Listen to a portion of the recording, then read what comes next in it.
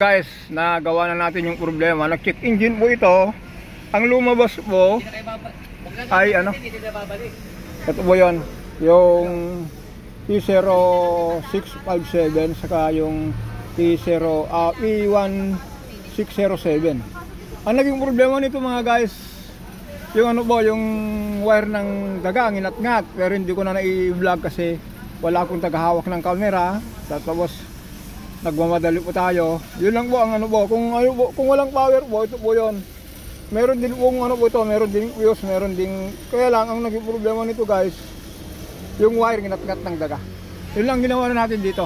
Di bali po mga guys, sa mga susunod na video ko ba, makita ko ba kung paano ginawa po. Pero kung lumabas yung ganyang code mga guys, yung relay na yan, yung ETV motor relay, ano po yan, ginat-ngat kasi ng daga. Kaya yan lang po.